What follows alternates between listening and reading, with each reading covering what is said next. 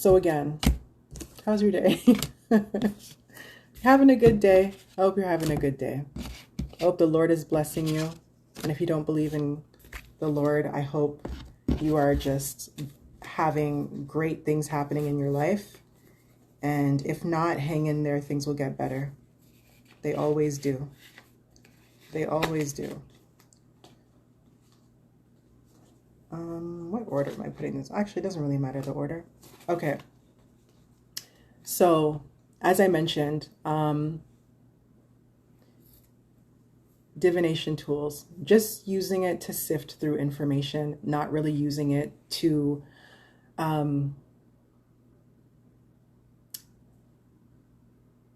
don't know how to word it because I'm just so used to just doing it that like trying to explain it something, it's kind of like something you just do like innately. It's like it's hard to explain. It's almost like, how does breathing work? I don't know, like you inhale, it goes inside your lungs expand, and it does this thing where it separates the oxygen and the carbon dioxide, and then you exhale the carbon dioxide. But I get, okay, so maybe I could explain it. I don't know. All right. So we'll start with the Tower card.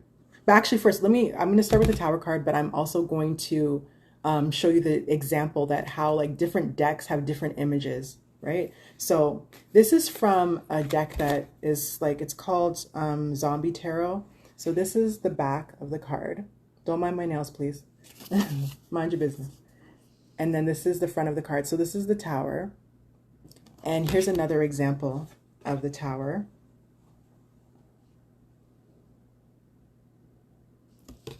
And this is another example of the Tower. Okay, so as you can see, right, with all those examples, if you were just working with images alone, looking at this, you'd probably get different stories from like each thing, right? So as you're looking at this and you're seeing people literally falling like head first, you probably get some different types of information from this, other than just the general meaning, which I'll get into. Just like with this, you see a squirrel, you see lightning, you see a tree like breaking, right? So you're probably going to get some different messages from this. And this zombie one, it's like, let me look at it because I haven't really used this deck. So it still has the lightning, and you see zombies coming through, like busting through the door, and they're like surprising people. Keyword surprise. So if you can like look here, I don't know if it's going to be, it looks kind of blurry to me, so I don't know how it's going to look to y'all. Anyways, so the basic idea of the Tower card is a sudden change. And people are always afraid of this card. I was even afraid of this when I started watching like tarot videos or people who are using tools of divination outside of just giving messages and stuff like that. Because even sometimes the readers would be like, uh-oh, there's a Tower card. Because it means it's like usually a sudden change or an unexpected change that's going to happen. But at the end of the day, it's always for the best. What it is really is just breaking things down to the foundation, because whatever it was built on was not something solid. So if you were to pull, let's say, a Tower card, and you always have to keep it in context, because if you get other cards with it, it's going to change the meaning. Not the meaning of the fact that it's changed, but it's going to change the meaning of maybe what type of change to expect. So the essence, again, is just that it's a sudden change. It's something that's going to like rock your foundation. It's something that is going to cause you to rebuild. And usually it's for, not, I should say, let me make a bold statement, and I will say 90% or more, it's for the best. So it's something in your life that's not serving you and needs to be taken away. So that's the reason why this sudden change happens. So usually whenever people see this, like, oh shit. Because, you know, people, pardon my French, people aren't, you know, very comfortable with change, especially change that they don't expect. But oftentimes there'll be several warnings before something like this happens. If this has nothing to do with you and it's just about somebody in your life, then that's a different story. But if it has something to do with you, usually people will have several warnings before a Tower moment happens, meaning that there's something that's happening in your life and you're refusing to allow it to change. And then this will happen. Something will force you to change it. And that's what the Tower moment is. So people often get scared of this card. The next one I'm going to show you, the death card. So I'll start here. So this is the one from the zombie tarot. So that's one version of the death card. This is another version of the death card. It actually looks kind of pretty. And this is the last version of the death card. Does it remind you of Pale White Horse? Biblical stuff. And that looks like a pope or something. Anyways, so death basically represents endings. So it doesn't have to be a literal, like very rarely is it a literal, like, it's just meaning that something's coming to an end. So again, depending on what other information, depending on the question that you're asking, again, you have to apply context to it. So this is another card that when people see this, they immediately get scared, like, oh my gosh, you're saying that somebody's gonna die. No, something's coming to an end. There's another card the world card that usually represents a cycle ending. So there could be a cycle in your life that's ending. So let's just say a cycle of poverty, a cycle of misery, a cycle of depression, a cycle of maybe where you're living, or any number of things. Like, again, depends on the question, depends on the context. So this just means that something's coming to an end.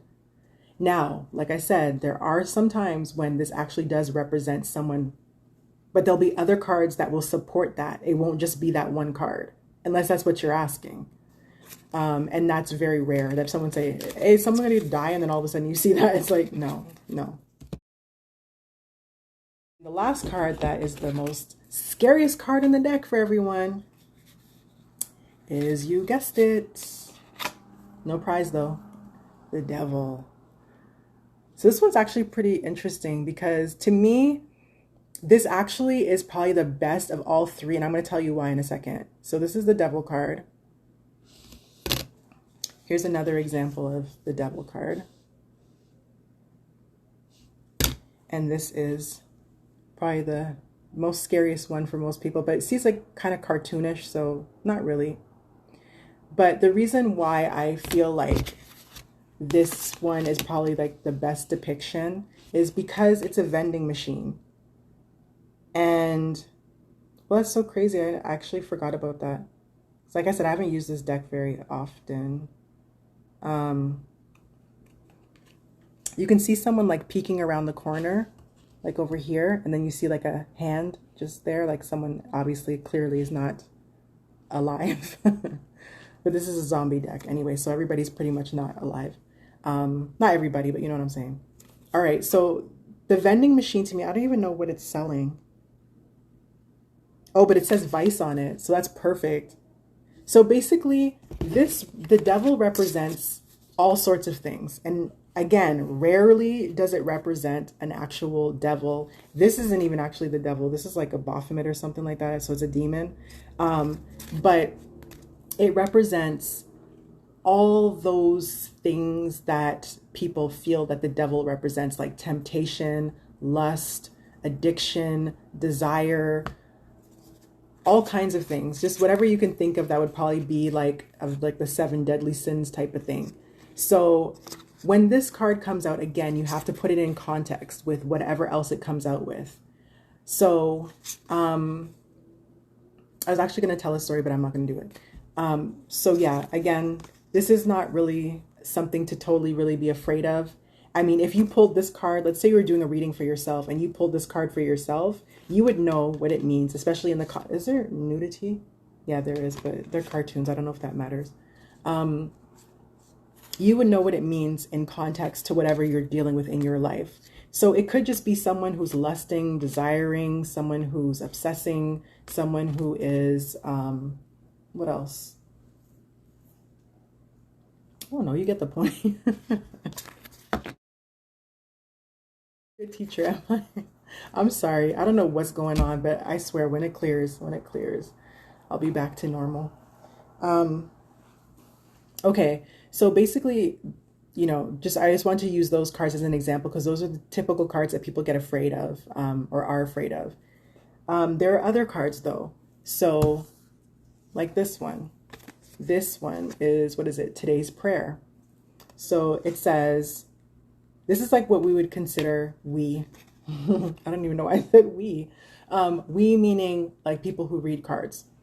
You consider this basically like an oracle card, meaning that it's just like a message. So this one says, so do not fear, for I am with you. Do not be dismayed, for I am your God. Isaiah 41:10.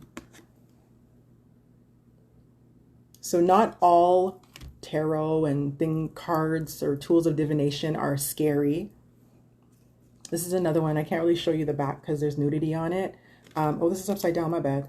Okay, so this one, hold on. This one says roads to regret or remorse. So this is another oracle card. There's the heart chakra on it, and there's the Lilith symbol, and the symbol for this is Cancer, right? So you see a beautiful woman.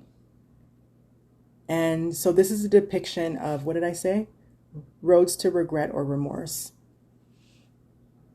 So there's different types of cards.